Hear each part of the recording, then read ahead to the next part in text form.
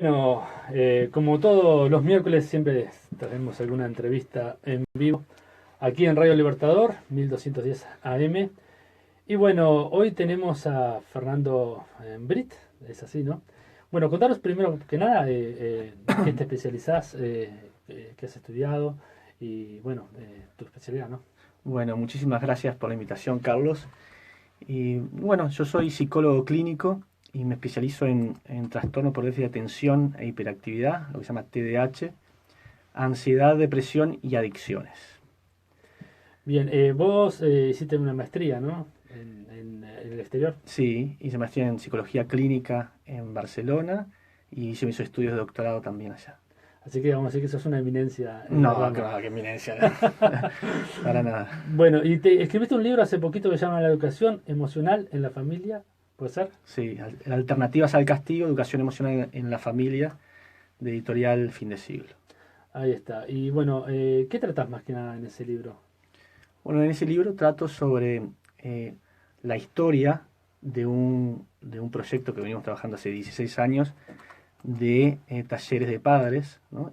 Que trabajamos las habilidades educativas de los padres y con herramientas de educación emocional, de resolución de conflictos, de coaching educativo, ¿no? Básicamente eso, y entendiendo que le damos un énfasis a lo que es la educación emocional, ¿verdad? Y te especializás en TDA. En TDAH, sí, sí. Ahora, mucho se habla de que los niños ahora son muy hiperactivos, ¿no? Son muy inquietos. Y a veces nosotros tendemos a prejuiciar, o muchos tienden a prejuiciar, de que a veces padecen TDAH, ¿no? En el caso particular, conozco casos de que se le diagnostica TDAH o se le autodiagnostica TDAH, buscando, digamos, una solución a esa inquietud, eh, digamos, a esa hiperactividad, pero no todo tiene que ver exactamente con el TDA, ¿no? Sí, exactamente. Bien, vamos a ver, si querés te hago una introducción un Sí, poquito de lo que es el TDAH, perfecto. pero vamos a llevarlo, vamos a hablar de información académica y científica, pero vamos a intentar conectarnos con quién sufre estos problemas, que son los niños, los padres, su contexto cercano, la escuela, ¿verdad? Eh, el TDAH, que es trastorno por déficit de atención e hiperactividad, ¿tá? Así se llama, es un trastorno que lo sufre en una media de un 5% de la población mundial, ¿tá? Es un trastorno de origen neurobiológico, pero es un trastorno mental, ¿tá? O sea que el origen es neurobiológico, pero el tratamiento va a ser a través de los profesionales de la salud mental. Entonces, es un trastorno que tiene en la base una alteración neurobiológica, ¿tá? Y esa alteración neurobiológica puede dar trastorno o no. Hay gente que tiene esa alteración y no por eso le causa el trastorno. El trastorno va a tener que ver con que determinados síntomas, que ahora vamos a hablar, le causen un malestar clínicamente significativo al niño, al adolescente o al adulto que lo puede tener, y a su contexto cercano, a la escuela, a la familia, ¿verdad?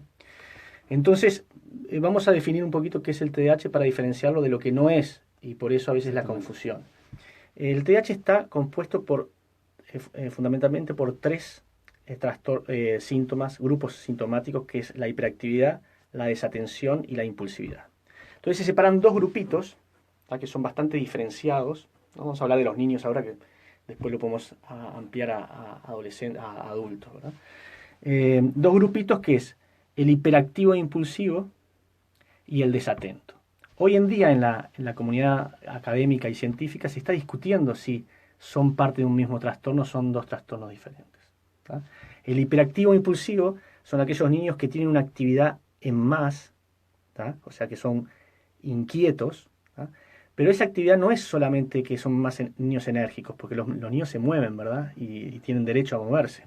El tema es que es un movimiento un tanto diferente a lo esperable, porque pasan de una actividad a otra sin terminar la tarea que se requiere en ese momento. Y con la tarea no estoy solamente diciendo una tarea escolar, puede ser un juego, Sí. pasan de un juego a otro sin terminar, y eso los desorganiza. Y además manifiestan esta impulsividad que es desde siempre, desde que nacen casi, O sea, no es adquirida por elementos emocionales como otros trastornos como la ansiedad y la depresión. ¿Tá? Entonces, ¿quién diagnostica? Primero se detecta a través de lo que los docentes capacitados, nosotros estamos haciendo formación, después te voy a hablar un poquito de un taller que hacemos el 24, ahora el 24 de junio. Los docentes, los pediatras, los padres detectan y quien diagnostica somos los profesionales de la salud mental. Y para eso no hay ninguna prueba paraclínica para diagnosticar, ni un examen paraclínico, es un diagnóstico clínico, o sea, la opinión del experto evaluando los síntomas en situación. Entonces estábamos con el hiperactivo impulsivo que tiene esa característica, ¿tá? Y entonces la alteración tiene que ver con una disfunción que tiene que ver con la disfunción en las funciones ejecutivas, que están ubicadas en el lóbulo frontal del cerebro, en la dificultad de inhibir estímulos, ¿tá? O sea, el trastorno de estos niños está fundamentalmente caracterizado por la dificultad de inhibir estímulos que les resultan interesantes, pero que no son adecuados a la tarea que requieren en ese momento.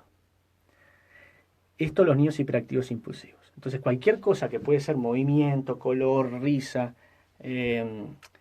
emoción, ellos lo buscan, es como una serie de estímulos. Entonces, eso les dificulta focar la atención en el estímulo relevante a la tarea, que a veces no es el más estimulante, ¿verdad? Por eso aquellos niños que tienen esta dificultad después juegan a los videojuegos y pueden estar 1 hora, 2 horas, o están en una actividad que les gusta y tienen como hiperfoco, porque si el estímulo para él es estimulante, continúa con la atención perfectamente. La dificultad es en la atención sostenida en el estímulo que le requiere esfuerzo. ¿Me explico? Sí, sí, sí. Esos son los hiperactivos impulsivos. Y tienen esta otra dificultad de mediar la acción con el pensamiento, que hace que crucen la calle sin mirar, que respondan antes de que le terminas de hacer la pregunta, que le dificulta en esperar su turno, ¿tá? Y que parecen que son niños desde chiquitos que tienen como un motor en la cola y suben por todos lados. ¿Qué diferencia hay? Como decís, tenés un amigo que al hijo lo diagnosticaron con TDAH, porque es hiperactivo, ustedes dudan un poquito a ver si es o no, y eso tiene que ver con el clínico que lo tiene que depende del clínico y su especialidad. Esto lo tiene que generalmente diagnosticar alguien que esté especializado en este tema. ¿Tá? Como los médicos se especializan en la piel y se llaman dermatólogos, los psicólogos, otros profesionales de la salud, nos especializamos en ciertos trastornos para poder diagnosticarlos mejor y tratarlos mejor. Entonces, la diferencia con un niño que es simplemente muy enérgico es que el niño enérgico sí que se mueve y a veces tiene dificultad para quedarse sentadito y todo eso, pero no desorganiza su tarea. O sea, la diferencia es cualitativa, ¿tá? No tanto que cuánto se mueve, sino cómo lo perjudica y qué característica tiene ese movimiento, ¿tá? Y además se da en relación a otros síntomas. Entonces uno va entendiendo que puede venir por aquí y no por allá. Claro, no necesariamente tiene que ser inquieto, entonces. Puede tener déficit adaptacional sin ser inquieto. Ese sería el otro polo que ahora vamos a hablar. El hiperactivo impulsivo sí es inquieto, pero para diferenciarlo de un niño, porque la inquietud es como en la medicina la fiebre. Un niño que tiene fiebre puede tener cualquier tipo de trastorno, de enfermedad. En este caso, un niño inquieto no tiene por qué ser un niño con un trastorno neurobiológico. Puede ser un niño que está depresivo, que está preocupado, que está ansioso. Y eso sí se puede deslindar y diferenciar, ¿tá? Por ejemplo, te doy un ejemplo, hay muchos. Uno tiene que evaluar los síntomas en un contexto, ¿no? Pero el niño inquieto se le ve que está aprensivo, se le ve que ya hay como una inquietud ansiosa, ¿tá? Que es diferente a la inquietud neurobiológica, y eso lo va a determinar un clínico, ¿tá? Por eso la diferencia hay que hacerla muy bien. Y después están los desatentos que no tienen hiperactividad, ¿tá? Que nosotros decíamos hoy que se está discutiendo en la comunidad científica y académica si forman un mismo trastorno o deben ser diferenciados. Yo creo que en un futuro se van a diferenciar porque son características bien diferentes y funcionamientos bien diferentes. ¿Y puede ser totalmente opuesto? Son totalmente opuestos los niños. Lo único que que tienen en común los desatentos con los hiperactivos impulsivos es que van a tener dificultad en la escuela por dificultad de mantener la atención. Pero la dificultad de mantener la atención y seguir la tarea tiene que ver con otras alteraciones. En el caso de los desatentos, la alteración está en un procesamiento lento de la información, lo que se ha de llamar tempo cognitivo lento. En cambio, los hiperactivos impulsivos lo que tienen es un procesamiento muy rápido de la información. Vuelan, atienden a varias cosas a la vez y se desorganizan. Y los niños desatentos, el procesamiento es lento. No quiere decir que no sean inteligentes. Pueden ser muy inteligentes, ¿no? Muchas veces está relacionado con dislexia también. Y los niños disléxicos pueden ser muy inteligentes. Entonces, tienen una forma diferente a veces de procesar la información que el común de los niños. Pero no por eso tienen que tener un fracaso si son acompañados y son comprendidos. Y ahí viene la pata de la subjetividad, de este trastorno, como lo sufren en este caso los niños, ¿no? Los niños desatentos se equivocan, se olvidan de las cosas, andan como en la luna. Le decís una cosa, que vaya a buscar algo y en el camino ya se olvidó. No manejan bien los tiempos, ¿verdad? Entonces eso lo hace tener dificultades a nivel escolar, pero también a nivel social, y se lo va adjudicando un rol como de tontos, de bobos, ¿tá? O sea que muchas veces se critica el diagnóstico de TDAH como etiquetar, pero los niños que tienen una dificultad van a ser etiquetados con cosas mucho más peyorativas. Entonces por eso hay que manejar bien el diagnóstico y cómo, ¿no? Y los niños hiperactivos impulsivos, depende de la gravedad, hay niños y adolescentes que tienen, además de los problemas de comportamiento que hacen sufrir mucho a los docentes y a los padres, ellos mismos tienen problemas a nivel social en el sentido de que a veces no los invitan a los cumpleaños o no pueden participan en un equipo de fútbol y a los 3-4 entrenamientos ya le dan salida, ¿verdad? Entonces depende de la gravedad, hay un sufrimiento muy grande que va a afectar en la construcción de su identidad. Y más o menos a partir de los 9-10 años, depende cómo vaya, pueden agregar otro trastorno que ya no es neurobiológico, sino tiene que ver con la psicología, con los sentimientos. Con la identidad, ¿no? La autoestima, ¿verdad? Y agregan trastorno de conducta. Los hiperactivos impulsivos agregan trastorno de conducta, muchas veces, si no son bien tratados. Y los desatentos, trastornos más interiorizados como la ansiedad, la depresión. ¿Y cómo se detecta a estas personas? ¿De qué edad más o menos se pueden empezar a detectar? Para que un padre diga, bueno, tiene este trastorno. Y mira, suelen llegar a partir de la etapa escolar, porque es cuando más se le va a exigir. Antes no. No, suelen llegar a la consulta, ¿tá? La mayoría llega a los 5, a los 6 años. ¿Tá? No quiere decir que se puede detectar antes, y depende de la gravedad. Hay niños que ya de bebés se nota que tienen una dificultad de este tipo. Y cuanto antes se trate, mejor. O sea que se puede detectar desde muy chiquito, del año, ¿no? A niños que del año que ya no paran. Tienen otras dificultades a veces con el sueño, ¿verdad? Cuando son chiquitos. Sí, ya los desatentos generalmente ya va a tener que ver con cuando va creciendo un poquito más y se va detectando más la dificultad. Los hiperactivos impulsivos depende de la gravedad, ya de chiquito se puede detectar. Sí, hay también algunos prejuicios, capaz que por no saber, en la observación del niño. Conozco un caso de una maestra que a los 6 días de clase dijo, este niño tiene hiperactividad, y resulta que a los 2 meses el niño era totalmente distinto. Hay mucho prejuicio por parte de los docentes. Se ve mucho prejuicio, mucho que quizás por las clases que son tan grandes, que a veces eso se les transforma en un problema y recomiendan a veces hasta medicarlo. Sí, mira, vamos a ver. En general, yo estoy acá hace unos 2 años, ¿no? Estuve en Barcelona 10 años, después en Brasil. Y acá en Uruguay, cuando volví, he trabajado bastante a nivel de promoción de salud y de capacitación a docentes en otros países. Y cuando me acerqué a algunas escuelas, yo he visto algunas maestras que ni sabían lo que era la sigla, no sabían lo que era el TDAH. Le decían, ¿TDAH qué es? ¿No? Entonces hay desconocimiento del trastorno, y después es cierto que ahora se ha dado fenómenos en el sentido de que se sabe lo que es, y como las maestras conocen que hay un tratamiento que los controla, que es la medicación, generalmente los controla, muchas veces pasan esto que tú decís, ¿no? Como una ansiedad comprensible, y ahora vamos a hablar por qué porque la maestra también sufre el trastorno.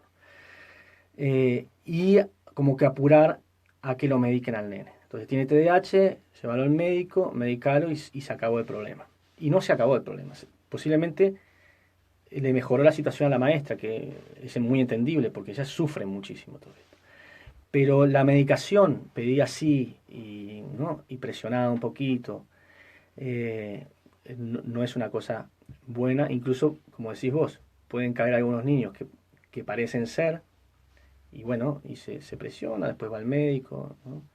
Y quizás no cae en un especialista y se lo termina medicando. Cuando la medicación, depende de cuál, es una herramienta, ¿tá? Que se puede utilizar perfectamente, en algunos casos, no en todos. O sea, el tratamiento del TDAH no es sinónimo de medicación, eso es un mito, ¿tá? Es cierto que a veces se medica más de la cuenta, en este sentido. Eso es una percepción que lo vemos todos, ¿no? Hay niños que se medica más de la cuenta porque el tratamiento adecuado y el consenso internacional es que tiene que ser un tratamiento multimodal y que la psicoterapia tiene que ser privilegiada, la psicoterapia, la psicoeducación debe ser privilegiada. Estoy en una alerta de la Organización Mundial de la Salud, de UNICEF, y es también mi pensar, por la experiencia que he tenido, y porque también me especializo en la psicoterapia, ¿no? Que debe ser privilegiada la psicoterapia y la medicación, en ciertos casos, puede ser integrada como una herramienta coyuntural, porque en un gran porcentaje de niños, cuando tienen una gravedad determinada, ¿no? los controla, y los controla casi inmediatamente. Entonces, un niño que está haciendo estragos a nivel social él mismo, ¿no? Que no lo bancan más los compañeros, que en la clase es que no puedes callar, no, mucha dificultad, aunque la maestra haya incluido determinadas herramientas de inclusión educativa que tienen que venir antes de la medicación, ¿no? Pero no son suficientes. Y bueno, la medicación muchas veces lo va a poder controlar. El tema es que tiene mucha efectividad en los 2 primeros años. Ya después de los 2 primeros años no se ve, esto lo dicen las investigaciones, no se ve tanta efectividad. Es más, si vos ves la evolución de los niños medicados, muchas veces llegan a los 10 años, si no tienen un tratamiento adecuado, multimodal, llegan a los 10 años los hiperactivos impulsivos y agregan un trastorno de conducta, aunque hayan sido medicados. Y ahí lo tienen que medicar a veces con un neuroléptico, ¿tá? Entonces se complica la situación. O sea, la medicación sí, en ciertos casos, pero como una herramienta coyuntural, no para toda como diciendo, acá está la solución, ¿tá? Lamentablemente, si nosotros vamos a la población clínica, vamos a encontrar que la mayoría de los niños con este tipo de diagnóstico están medicados y no reciben la psicoterapia, ¿tá? Esa es la realidad, la lamentable realidad. O sea que el tratamiento es inadecuado. Con respecto a las maestras están detectando, y a veces pueden detectar mal. Las maestras detectan y sugieren a los padres que consulten, ¿no? Después va a depender del profesional como diagnostica. O sea que la maestra en ese caso lo que no puede hacer es pedir la medicación, eso no. Entonces, lo que sí hay, y esto es un mito, porque tú me estás diciendo esto y es cierto, se ve este fenómeno, pero si nosotros vamos a nivel poblacional en general, no hay un sobrediagnóstico del TDAH. Hay un subdiagnóstico por robo o sea que está muy subdiagnosticado, ¿tá? El tema es que después, dentro de la población clínica, dentro de los niños que sí lo mandan a consulta, es cierto que a veces parece ser más fácil para determinados contextos diagnosticarlo con TDAH que comprender una situación diferente, que puede ser una situación familiar, que puede ser una situación emocional, y muchas veces se lo hacen en casilla en TDAH. Pero cuidado, está subdiagnosticado y hay muchos niños que tienen esta dificultad y son diagnosticados, entre comillas, por la población como el peleador, el gamberro es en español, decime vos, ¿no? ¿La veterina? No, los niños que son catalogados de una forma antes de ser diagnosticados como el holgazán, el vago, sí. ¿no? El insoportable, el mocoso, porque esos Sí, está bien, está bien. Eso se transmite al niño. Entonces muchos están catalogados como esto y no pasan nunca por diagnóstico. Y ellos son los que van a tener muy mala evolución en el futuro. Hoy hablaste sobre las etiquetas. Otra vez consultado con un profesional, por un familiar, y dice, familiar de diagnóstico, y dice, bueno, pero no podemos etiquetarlo. Ahora, ¿cómo se puede afrontar el tema si no se puede decir, etiquetar a la persona, o sea, con el problema que tiene? ¿Cómo hacen los padres para poder Exactamente. entender Mira, eso? el tema del diagnóstico es una herramienta. Mm. Es una herramienta terapéutica el diagnóstico. Ah, pero si no saben el diagnóstico. Por eso, o sea, primero hay que saber el diagnóstico. Mm. El tema es que lo que tú estás hablando es que muchas veces se plantea, bueno, pero si le ponemos este rótulo de TDAH, lo estamos etiquetando, lo estamos marcando para toda la vida como un trastorno mental, una cosa así. Lo que pasa es que incluso dentro del área de psicología, incluso acá en Uruguay, ahora que se está discutiendo la ley de salud mental, se hace como una crítica al término trastorno mental. Y le quieren poner como situaciones de dificultad, como una situación de proceso, ¿no? que está pasando. Es como una etiqueta mala. Sí, como que el Sí. trastorno es una etiqueta mala, pero el trastorno mental Mm. es como si tenemos un trastorno estomacal o un trastorno de la vista. Lo podemos tener todos. Yo mismo he tenido por mucho tiempo dislexia, que es un trastorno. ¿Tá? Y he tenido TDA, del polo desatento. En este momento no me considero que lo tengo. Sí tengo la alteración, porque la alteración, el cerebro va a compensar, pero siempre vas a tener un funcionamiento un tanto diferente. Entonces, no el trastorno, otra cosa, es un mito, y esto viene un mito no tanto por la población, sino por el lado de la medicina muchas veces, y se transmite así, y yo creo, y lo sostengo, que es un mito, de que el TDAH no se cura. Lo que no se va a cambiar es la alteración.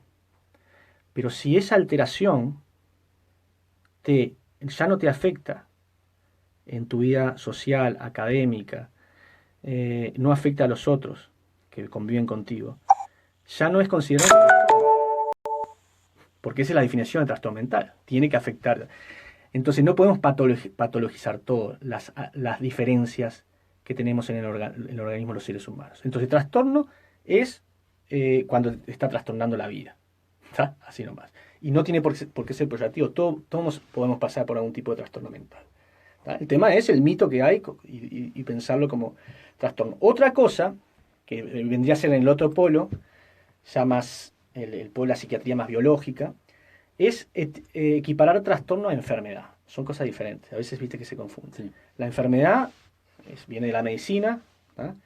Y sí siempre se puede diagnosticar con elementos bien objetivos, con análisis de sangre, ¿no? Generalmente son totalmente diagnosticables por determinadas procedimientos paraclínicos, lo que se llama. ¿Cuál es la diferencia con el trastorno mental? Porque el trastorno mental no es una enfermedad médica. No es una enfermedad médica. Es más, es diferencial a una enfermedad médica. Una de las cosas que nosotros tenemos que determinar es hacer el diagnóstico diferencial entre lo que es un trastorno mental y una enfermedad médica, que puede generar síntomas parecidos o puede generar alteraciones de este tipo a nivel secundario. ¿Tá? Entonces, son cosas diferentes. Un trastorno es simplemente esta definición que te estaba hablando de cómo afecta al ser humano. Entonces, ¿cómo se debe trabajar a nivel de, por ejemplo, cómo lo trabajo yo con los pacientes, ¿no? Con los niños, con los adolescentes, con los adultos? Mirá, nosotros lo que estamos viendo son ciertas características que la tienen otros niños también, ¿tá? Y se llama así, ansiedad, TDAH, lo que sea, y tiene posibilidades y te vamos a ayudar. Tenés posibilidades de mejorar y te vamos a ayudar. ¿Tá? Te vamos a ayudar a superar estas dificultades. Y tenés otras cosas muy buenas también. A veces mismo de la alteración te da cosas buenas. ¿Tá? ¿No? Por ejemplo, los niños hiperactivos impulsivos muchas veces son muy creativos. Y a veces son incluso muy positivos. ¿Tá? Y son muy auténticos, ¿no? Entonces, vamos a pulir las cosas que hay que mejorar y nosotros te vamos a ayudar. Entonces los niños se sienten apoyados. Y hay ya como un camino a trabajar, ¿me entendés? Y no con las generalidades de que sos un vago, un desordenado, ¿me entendés? No, tenés una dificultad, vamos a ayudarte. En tu libro publicás un caso que lo leí, estuve leyendo ahí en tu Facebook, acerca de un niño que no podía terminar una letra y que, bueno, no tampoco se animaba a decirle a la maestra lo que estaba padeciendo, que bueno, la madre intercede, ¿no?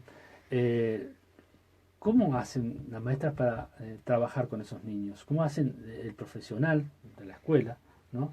Y los padres para poder trabajar con esos niños? Porque en algún momento yo supongo que el niño también se da cuenta de que algo diferente le está pasando, ¿no? Sí, bueno, en ese caso estamos hablando de otro tipo de trastorno, que Sí. es un trastorno de ansiedad, ¿ah? Que se llama, en este caso, uno de los trastornos de ansiedad, que es el trastorno obsesivo-compulsivo, Mm.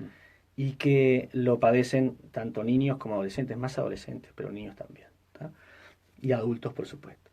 El tema es que si nosotros vamos a la población adulta que tiene este trastorno y hacemos un análisis de su historia, ellos mismos te dicen que lo sufrieron de niños y no se lo decían a nadie. Los trastornos de ansiedad son trastornos interiorizados, muchas veces se sufren y se procesan por dentro y a veces ni siquiera hay determinados síntomas. Quizás lo vea un psicólogo, esos síntomas, o otro profesional de la salud mental, pero a veces no se detectan fácilmente. Por ejemplo, los trastornos de ansiedad, los niños con trastornos de ansiedad, muchas veces está aquel hiper preocupado, ¿no? Muchas veces tiene que ver con la ansiedad generalizada, y son niños que pueden ser perfectos en la escuela, perfectos, ¿tá?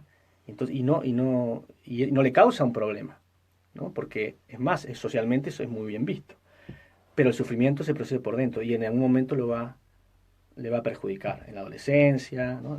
Y eso hay que ver, ¿no? En este caso estamos hablando de un niño que ya le está perjudicando su trastorno de ansiedad, que son las obsesiones y las compulsiones, ¿no? Que las obsesiones son ideas que se le vienen a la cabeza de forma intrusiva, y las compulsiones son determinadas conductas que él se ve como se siente como obligado a hacerlo para calmar esa ansiedad, ¿tá? ¿No? Entonces, en este caso, lo que hablamos es que él, en este niño, necesita hacer la letra perfecta. Si no hace la letra perfecta, no sale de ahí. Entonces le da vueltas a la letra, un niño inteligente, y no pasa de la A, ¿tá? Entonces, por suerte, en este caso, y como decimos ahí, es de los menos, ¿no? Generalmente no se detecta.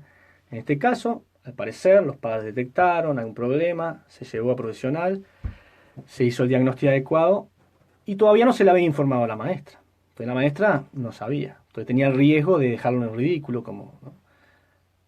Adelante de los otros, un niño muy sensible con respecto a esto, de que digan los demás y lo social y todo. Entonces en este caso se ve un poquito la historia que tú leíste, como la maestra escribe una cartita a la madre diciendo que bueno, que no estaba haciendo la tarea. Entonces el nene se va muy angustiado, llega a la casa, lo primero que hace es acostarse en la cama y llorar. Entonces al final le explica a la mamá, lee la carta y la mamá le sugiere: vamos a hablar con la maestra, explicarle lo de tu trastorno. Llega, habla con la maestra y la maestra recibe muy bien esta información, y va a partir de esa información a ser mucho más cuidadosa y a intentar trabajar con él con otros objetivos. Porque cuando hay un trastorno mental, no podemos privilegiar lo académico a la evolución del trastorno, ¿no? Porque nosotros lo que queremos es que nuestros hijos sean felices antes que tengan buenas calificaciones y que tengan salud. Entonces ahí es donde la escuela va a tener que adaptar su modo de enseñar al modo de aprender que tienen los niños. Si los niños no aprenden como nosotros les enseñamos, quizás tenemos que cambiar la forma de enseñar para que los niños aprendan. Esa es la idea. Sí, vos también escribiste una nota acerca de que en las aulas que tenemos nosotros, que son de 30, a veces más alumnos, se necesitarían 2 docentes. Metés el dedo En la llaga. en la llaga de la Por eso educación. no me dan bola de ANEP, no quieren saber más nada conmigo, porque estamos... mira, yo lo planteo, nosotros nos ocupamos de formación docente, ¿no? Cada 2 meses o 4 veces por año hacemos capacitaciones que son, por suerte, bastante masivas, de una media de 100 personas, que casi todos son docentes, que vienen de todo, los hacemos los sábados y vienen de todo el país. Y espero que también que ahora que se escucha en 33, que hemos tenido bastante gente de 33, también en familias que venían a psicoterapia, ya le mando un saludo. Hay que hacer una conferencia en 33. En 33, bueno, vamos. Entonces, bueno, no sé en qué. A ver, me perdí. Esa es mi parte de la descentralización. La cogestión en el agua. Sí. Entonces, nosotros nos ocupamos de capacitación, pero bueno, yo soy educador también. Es más, estoy haciendo sobre un espacio que yo tengo grupal, más que nada porque a mí me gusta, porque no funciona muy bien, pero a mí no funciona muy bien desde el punto de vista del proyecto, ¿no? Que no hay muchos niños ni nada, pero lo sostengo porque a mí me gusta, es parte de mi vocación. Y he sido también en Barcelona, cuando podía, hacía suplencias docentes, y sé lo que es estar en una clase, y también he llevado grupos a nivel terapéutico, y manejar el grupo en este caso, he trabajado con trastornos de conducta, ¿no? Entonces es difícil. Y en mi experiencia ha sido totalmente diferente cuando he agarrado un grupo solo que cuando he trabajado de A2 o de A3. Vamos a poner de A2 porque si no va a ser imposible, ¿no? De A2 conformás si llevas un buen vínculo laboral, ¿no? y también personal, ¿no? Con el compañero o la compañera, comenzar a trabajar mucho mejor con la creatividad. Podés empezar a... los procesos también transferenciales y contratransferenciales de lo que es el docente al alumno, alumno-docente, se trabajan muchísimo mejor, ¿tá? Porque a veces, por las dinámicas grupales, a veces tienes que apoyarte en otro para determinadas cosas, ¿tá? Y eso funciona muy bien. Trabajar de a dos sería ideal. Y no como un ayudante que se hace, ¿no? en educación infantil, un auxiliar, sino como dos docentes trabajando en un aula y tener tiempo para hacer planificación, que hoy los docentes no tienen, ¿tá? Sería ideal. Y bueno, cuando nosotros lo planteamos, que eso no lo inventé yo, no hay movimientos en el mundo que trabajan con esto, buena recepción ha tenido, ningún docente ha dicho que no. Es más, han salido muchas experiencias de que, bueno, sí, hemos trabajado con la maestra de sexto, que estamos, ¿no? Y hemos intercambiado. La idea de esto es hacerlo una cosa como más estructural, ¿no? Quizás no obligatorio, pero estructural, que se dé el espacio a esto. Y a nivel, digamos, gubernamental, ¿cómo trabaja el gobierno con esto? ¿Le da importancia a estos temas? Bueno, no. ¿A qué tema? ¿Al tema del TDAH, de una reforma educativa? De la reforma educativa se está hablando por todos lados, ¿no? Sí, de reforma educativa sí, pero digo, más que nada, bueno, estamos con la forma bareliana todavía, ¿no? Que creo que hubiera que cambiarlo un poco. Sí, pero eso no diría que es un tema de gobierno, es un tema muy difícil, que tiene que ver con gobierno, tiene que ver con el aparato burocrático que es la ANEP. No me quiero meter mucho en esto, porque si no ya no me dan entrada, me van a sacar la patada. Y también con lo que es los sindicatos, ¿verdad? Entonces hay dificultades en esos ámbitos de la reforma educativa. Ahora, sobre TDAH, hay mucho que trabajar. En casi todo el mundo se están sacando leyes. Acá no hay ley, ¿verdad? De dislexia y TDAH. Se podría trabajar perfectamente sobre eso. Ahora, depende, ¿viste? De la voluntad. De la sociedad civil también, ¿tá?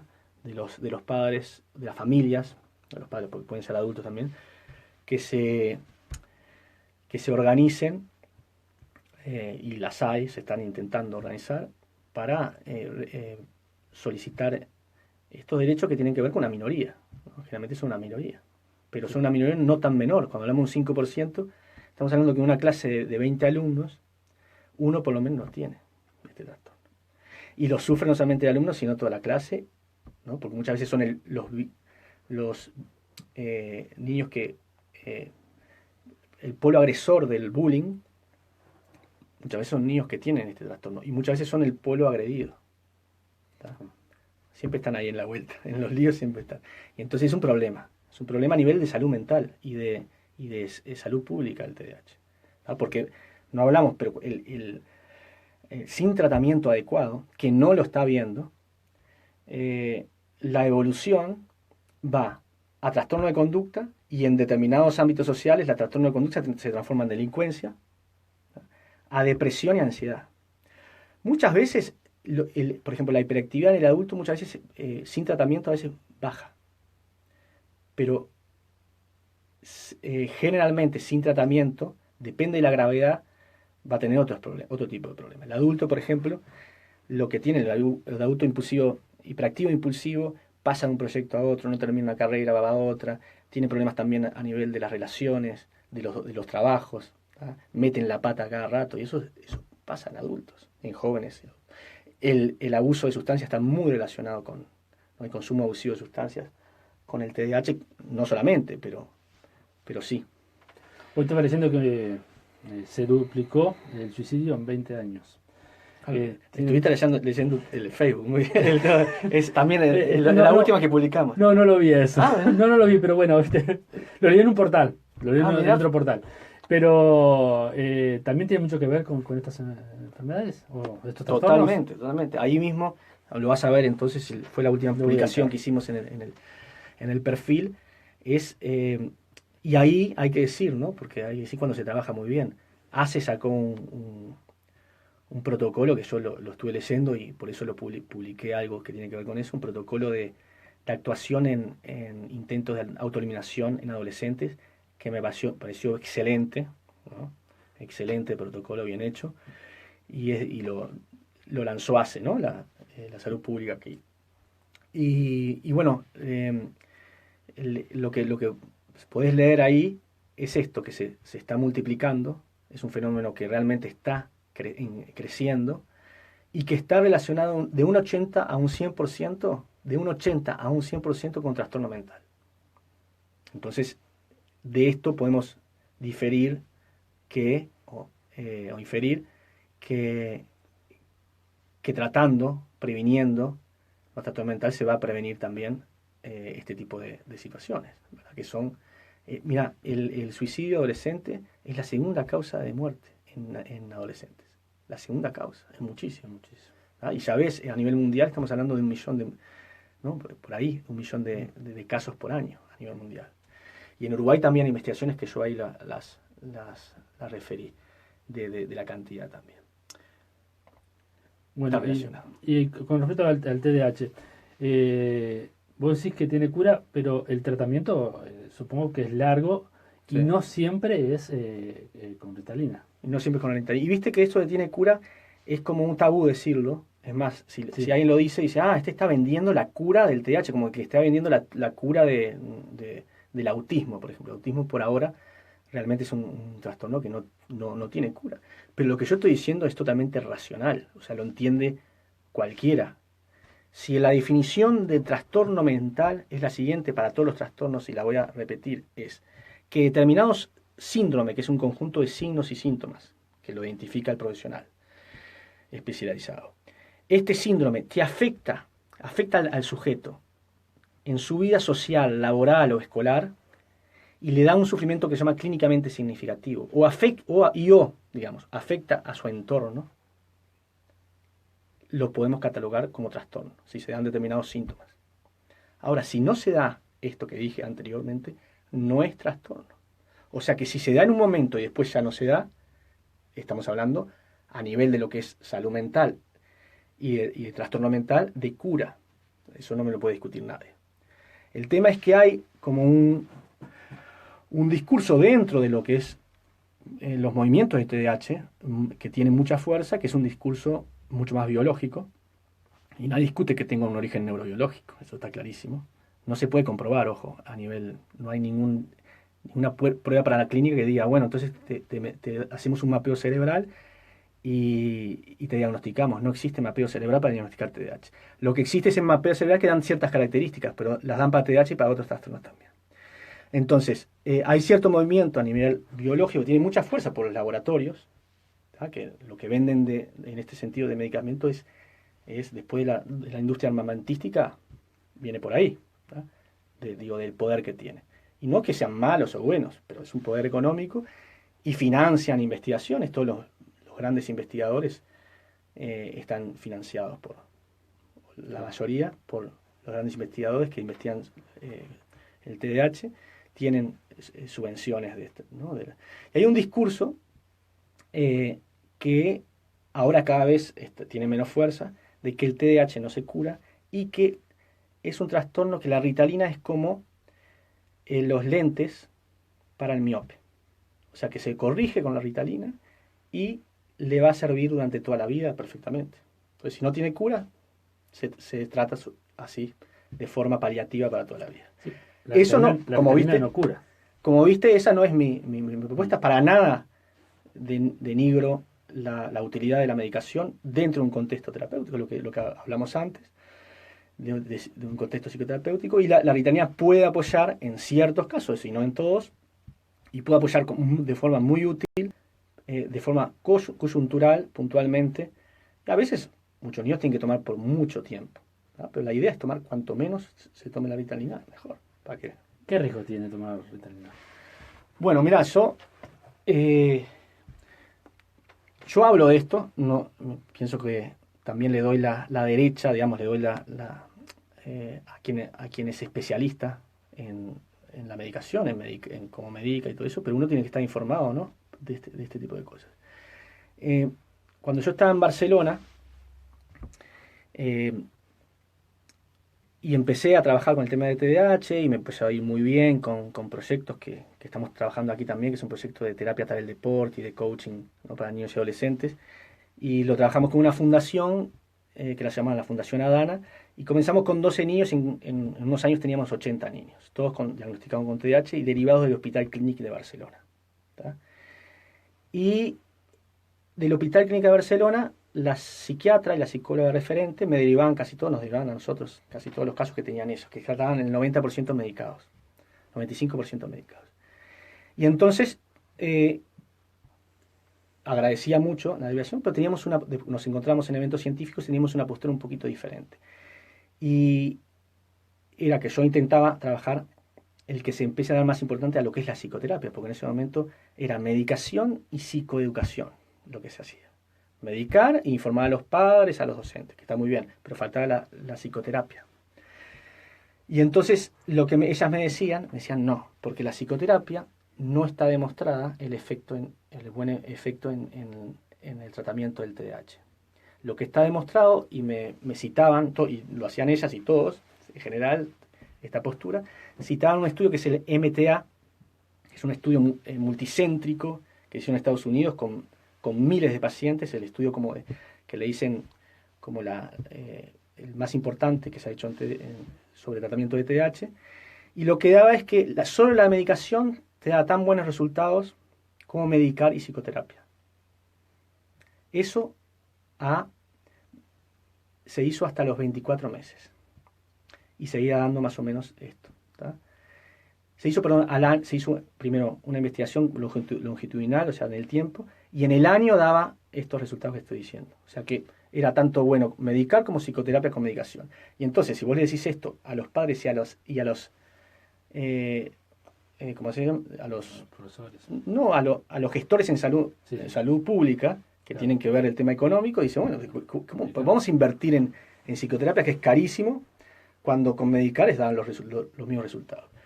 Y nosotros, por nuestra formación y nuestra experiencia, eso lo criticábamos, más allá que determinada investigación diga tal cosa. ¿Y qué pasa? Continuó el estudio y lo hicieron a 24 meses. Y en 24 meses ya no era tan claro. Y luego lo hicieron a 36 meses y dio otros resultados, que es el que te voy a plantear ahora, porque me dijiste, es peligrosa la medicación, y te voy a plantear. Que a los 36 meses ya no había diferencia en cualquier tipo de tratamiento. No había diferencia en cualquier tipo de tratamiento. Y se planteó que los niños que solamente habían sido medicados sin tratamiento psicoterapéutico estaban más relacionados con el consumo de sustancias, el consumo abusivo de sustancias, que los niños que habían seguido psicoterapia. E incluso más que los que no habían seguido ningún tratamiento. O sea que dio perjudicial. Yo me voy a comer la pastilla de esa investigación y voy a empezar a decir, no, entonces la medicación no es una investigación.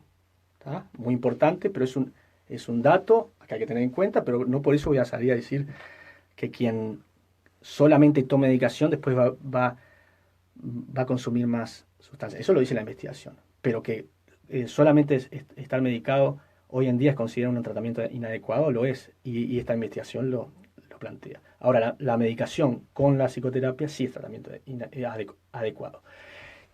Sobre los peligros de usar la Ritalina a corto plazo, está muy investigada y es una medicina muy segura, bastante segura, ¿no? Con determinados recaudos que toman los médicos, de análisis de sangre y todo eso.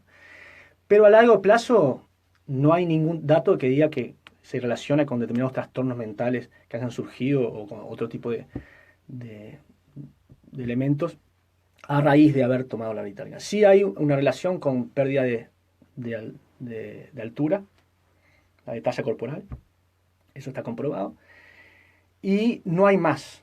No hay datos tampoco que aseguren que digan que es seguro, 100% seguro. Por lo tanto, con estos datos que tengo y con la experiencia, si a mí me preguntan, y tengo un niño que en tratamiento, que fue al psiquiatra y le recetó, y pienso que dentro de la estructura de psicoterapia que estamos haciendo, le beneficiaría puntualmente, yo lo recomiendo, por estos datos que yo tengo. Y la psicoterapia entonces también se trabaja, supongo yo, con los padres, ¿no? Y eso cambia la calidad de vida también de la familia, ¿no? Se tiene que trabajar con los padres, se trabaja con la escuela también. Y se trabaja con los padres porque lo que se empieza a hacer es un trabajo de control de contingencias en casa, que es un método que se trabaja en casa para comenzar a cambiar un poquito la comunicación negativa que genera muchas veces estos niños y que los padres comienzan ¿no? a tener que castigar demasiado, a centrarse en la crítica, ¿tá? Y no en los aspectos positivos de los nenes. Entonces hay determinadas técnicas que trabajan intentando modificar ese sistema de comunicación en casa. Y métodos de resolución de conflictos, que nosotros en verdad les llamamos métodos de transformación de conflictos, ¿tá? Para que los niños comiencen a internalizar estos métodos, ¿tá? Y además a lo que se dirige la psicoterapia es a compensar, primero a prevenir todo lo que trae aparejado los problemas que tiene con sus síntomas. Y luego a que él comience, el niño o la niña, ¿no?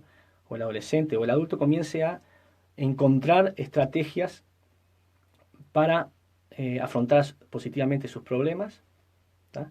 Y de alguna forma compense su dificultad. Entonces el cerebro es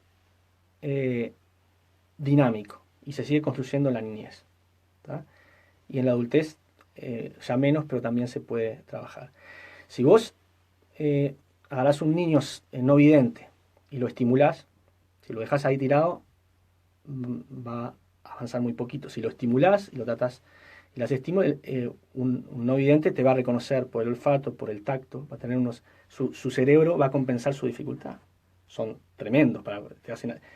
Yo he tenido amigos, viste, que te escuchan venir a 2 cuadras igual, ¿tá? No tanto, pero más o menos así. Sí.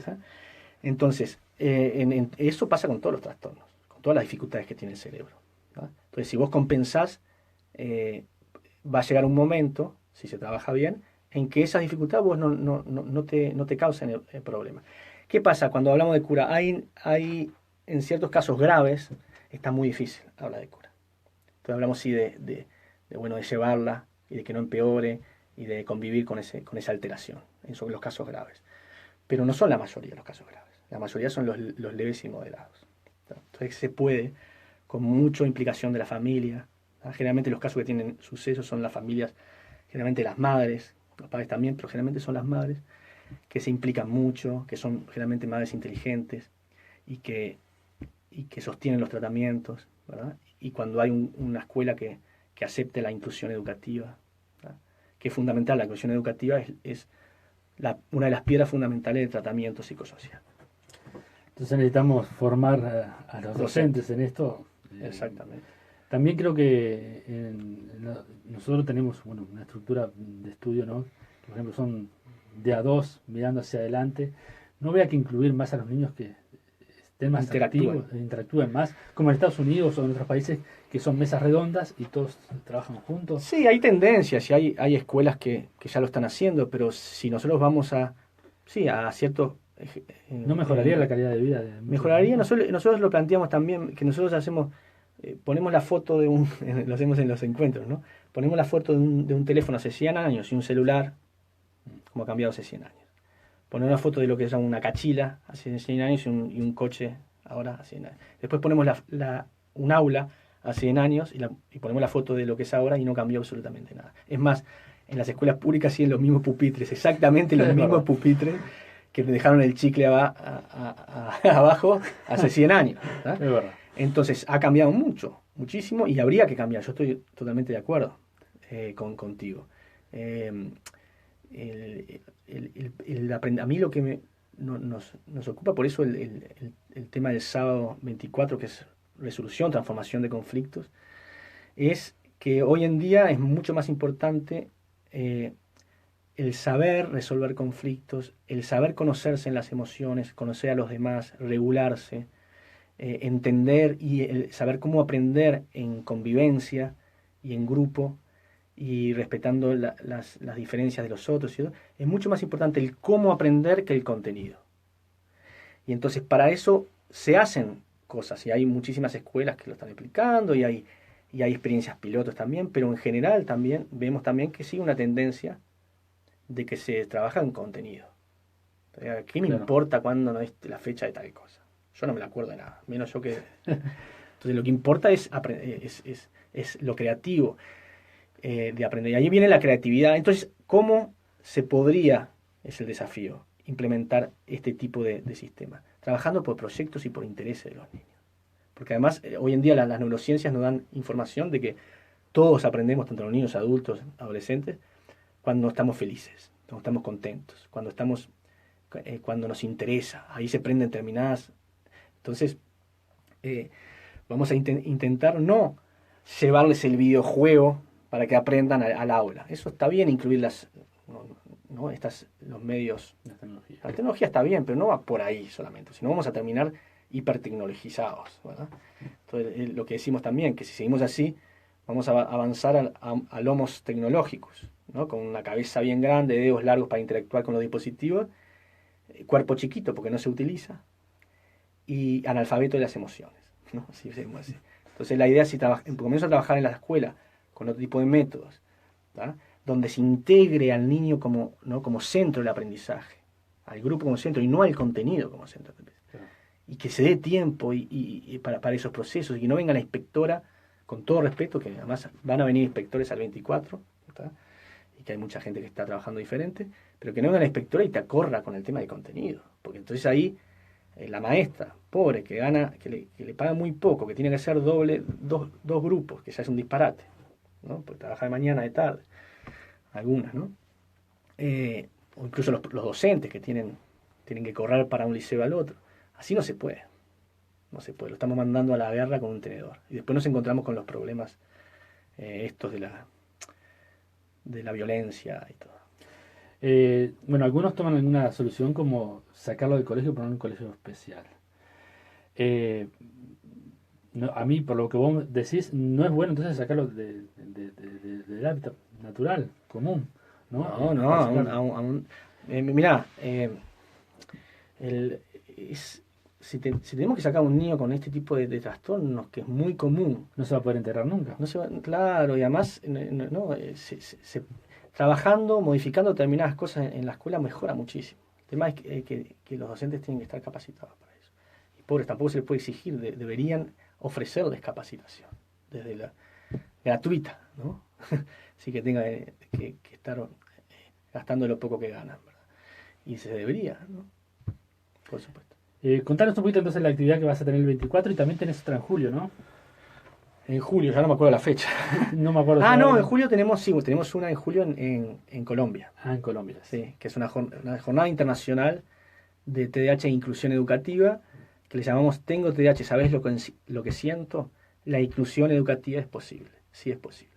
Esto hicimos una conferencia el 2015, una conferencia gratuita, y fueron como 1.500 personas en el Salón Azul de la Intendencia, o sea que había bastante demanda. Fue medio desastre porque fueron más personas de las que se podía entrar, quedaron gente afuera y eso fue un tema de organización, se enojaron mucho con nosotros algunos, pero bueno, no sabíamos tampoco que, y la Intendencia nos daba como que iba a dar como para que entren todos. El tema que es un tema que sí que interesa.